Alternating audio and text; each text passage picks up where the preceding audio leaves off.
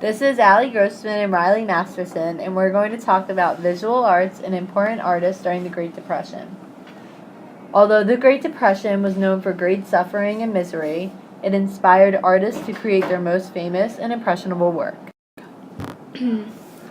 There were many great artists in the 1930s. There were 3 artists that stood out to us during our research. The first is Aaron Douglas. Aaron Douglas was known as the signature artist of the Renaissance. He created his own style of geometric figural representation dealing with African Americans. In 1934, Douglas made his famous mural series called Aspects of Negro. The mural series shows a bunch of men dancing and playing music. This helps people during the Great Depression see a happier and better side of the Depression. Another great artist was Grant Wood. Wood's artwork usually took place on fields or farms. Wood's art was a big help during the Great Depression because with his bright techniques and inaccurate pictures of the Great Depression, his artwork showed the better side of life. Most of his pieces showed happy people, which helped distract real people from the Great Depression and let them believe life was still good. Another great artist was Young Corn is the title of one of Wood's famous paintings. As you can see, it is a picture of a farmer and his children working in fields. The setting in the picture, such as the sky and the grass, are bright, happy colors. Therefore, Grant Wood uses his artwork to distract people from what is really going on and to make people feel better through the hard times.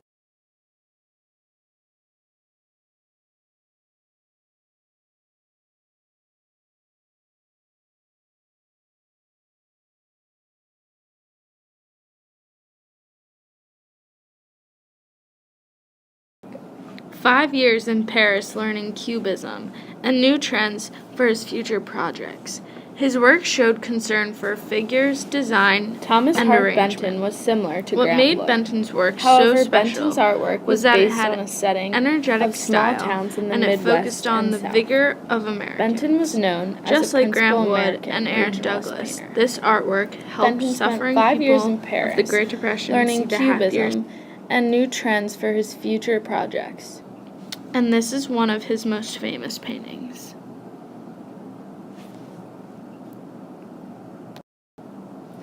Edward Hopper's artwork subjects were either the city, a small town, or the countryside.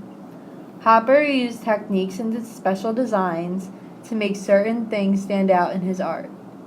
He also emphasized on straight lines and used light, like shadows and reflections, to add drama to his work, making it important. Hopper's art wasn't like the others.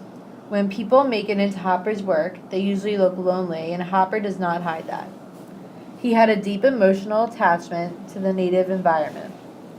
Hopper's work showed the beauty and ugliness of life, and this showed people in the Great Depression what was real and ugly, but was also real and still beautiful.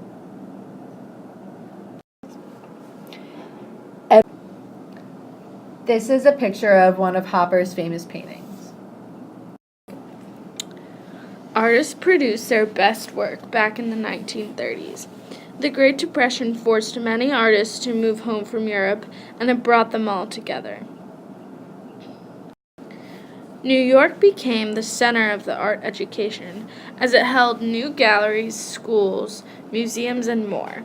By the end of World War I, Black artists began developing art styles related to their ethnicity, traditions, and folk art.